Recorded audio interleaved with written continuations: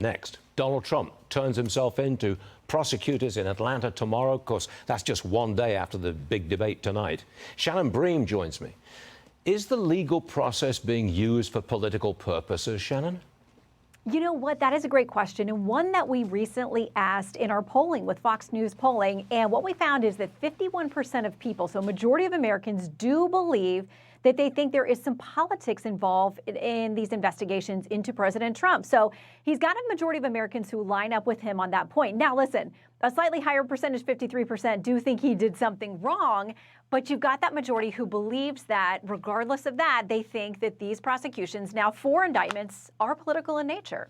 Well, the Georgia trial date has been set, I think it's the day before Super Tuesday. I have to call that election interference, isn't it? That is what they're asking for. Now, whether that's how this plays out, we'll see, because as you know, the former president has multiple state and federal trials. And it's interesting in their request order for moving that date to March 4th, they acknowledge that the former president has got all kinds of other legal wranglings and that they're all going to have to work around each other.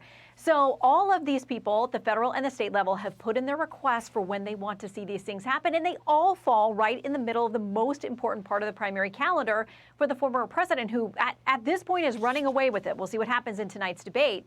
But these are all going to fall at critical times for him. His team says he's running for president. He can't manage all of these things.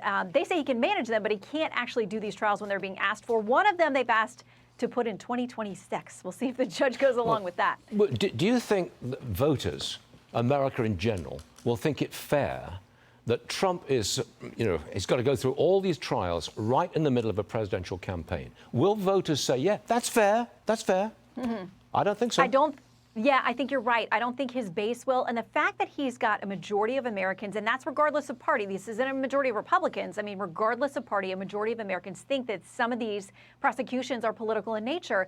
It fits perfectly with his stump speech, with the message he's got out there that I'm trying to drain the swamp. I'm trying to stand between me and you and them. I'm the barrier here. That's why they're coming after me. So if you've got a majority of Americans, regardless of party, who think you're being wronged in this somehow, listen, he predicted months ago, if I get indicted, it's actually going to help me in the numbers. He's been right on that at every turn.